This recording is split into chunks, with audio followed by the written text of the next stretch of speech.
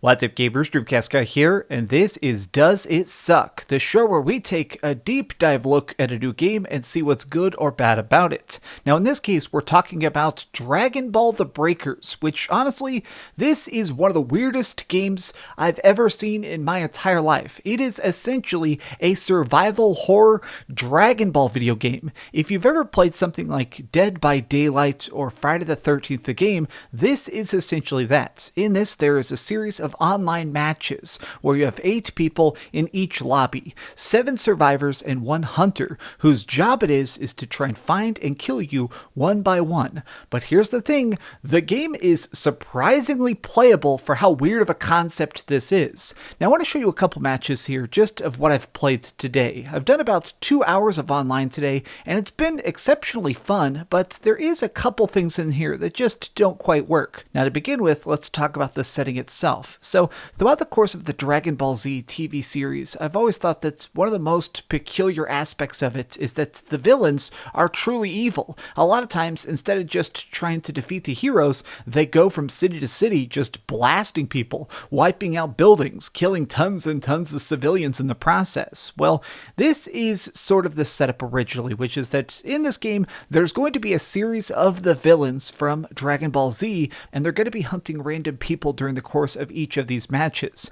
7 people get turned into the survivors, and 1 person is called the Raider, which is essentially the monster in this case. During the course of the beta, we only have access to Cell, but it's pretty easy to assume that we're going to have like a different version where maybe we're going to get somebody like young Vegeta or Frieza or something like that. It's people who have destroyed a lot of cities during their time. Now in every single match, when you're playing as a survivor, you need to try and scrounge for supplies. There's this big open map, and during the course of your exploration of it, there's these big glowing boxes. When you open one up, you can get things like a better gun, a shield that'll protect you against 1 free hit, or sometimes things like a Dragon Ball, or even a Dragon Radar. Now let's talk about how you actually win this, because there's a couple different ways to survive as the survivor. Now, as the killer, their job is to kill everybody before the time runs out. There's 15 minutes per match, so they have to track you all down one by one and eliminate you in order to claim victory. Whereas us, as the survivors,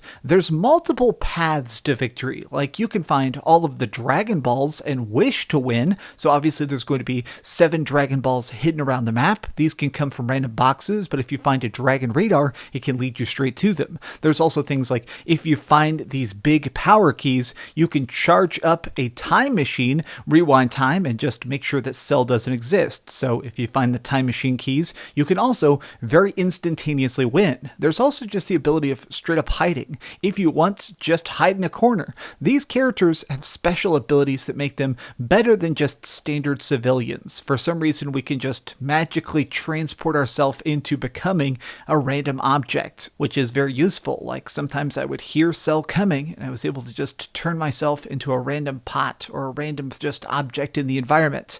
You're also not completely defenseless even if you do happen to get spotted. Like, typically I'd find myself hiding out and hoping I don't get spotted, but if you do get seen, there is a way to fight back. So while you're just picking up these random boxes, you also get an energy source that lets you charge yourself up. If you get enough of this, you can turn yourself into one of the famous Dragon Ball Z heroes for a short amount of time. This can be somebody like Piccolo or Vegeta or Goku or whatever, and you get a chance to pound on the hunter at least for about 90 seconds. Now, I was only able to actually transport myself into Piccolo once, and I couldn't even find the killer, so I ended up just flying around and grabbing some Dragon Balls, but it's still one of those things that I feel like creates a nice sense of balance. It makes it where the killer is still very invincible. You can't just like hold them down in a corner with all your powered up players. I like that there's this still important fear to it, and I do want to briefly mention how you detect the enemy itself. So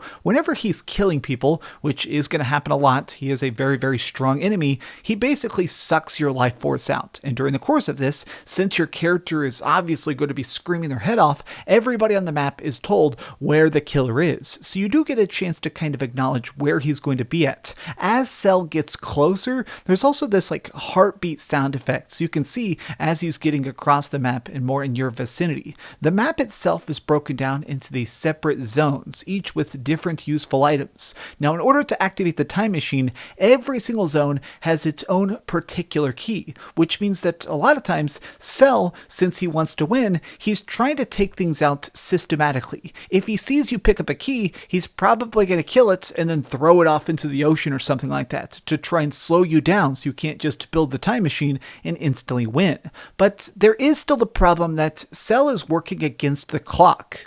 All we have to do is wait 15 minutes, and no matter what, if we're alive, we're going to win. It even shows this funny cutscene of all of you doing a Kamehameha simultaneously to kill Cell. But this doesn't happen very much, because the killers are incredibly strong. If they touch you, you are dead. There is a revive system where people can pick you up, but for the most part, this guy has crazy abilities. He's going to be able to blast you if you try and run away. Even if you get a car and try and outrun him, he'll just fly up and take you out. I mean, he is a very, very strong character. In fact, if Cell manages to drain enough energy, every time he eats somebody, he evolves a little bit. He goes up in power level and becomes a stronger force for you to deal with. And he can also blow up one part of the map per match, which means that sometimes he'll wipe out a part of the city, level a lake, or sometimes just blast a player that he sees is about to activate a particular time travel key.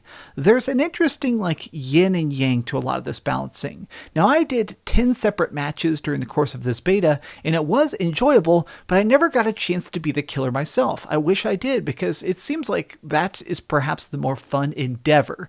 I really feel like this is going to end up being like Dead by Daylight. If you've played Dead by Daylight, that's a fun game to play on the internet, but it's infinitely more fun to play it with your friends. Getting a chance to talk trash or, tell somebody not to look for you in a particular spot. Like, the real fun of it is sometimes the social aspect. I liked trying to hide out or creep around and detect keys and stuff like that, but this would have been 50 times more fun if it was my friend who was the killer. Having my best friend Kim actually hunt me down and talk trash would have been infinitely more fun than just the way I was doing it now, which is just some random guy trying to seek me out in a very deadly game of hide and seek. The only major problems I have right now is that there is definitely a bit of a learning curve for trying to figure out all these different styles of items. The fact that there is so many different radars and detectors, the fact that shields are used in this very particular process, I feel like this is one of those games where you're either going to be extremely competent and enjoy the game,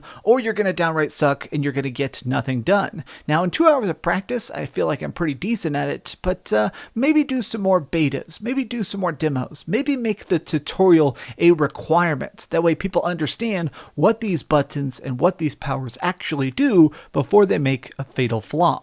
Well, these have just been some off-the-cuff thoughts because, what a weird freaking game. Did you get a chance to play the Dragon Ball Breakers beta? Tell me your thoughts in the comments down below. And if you enjoyed this video, please give it a gigantic thumbs up. Likes seriously help the video itself. I love you guys very much, and keep dreaming. Also, thanks to all the new subscribers. We've been getting just tons of subscribers lately. It's just blowing my mind. Seriously, I cannot thank y'all enough. Thanks so much for watching that video. If you want to see something else, you can always click this link to see what I put up last, or, subscribe and see what's coming up next. Also, I promise that whatever I do, it'll try not to suck.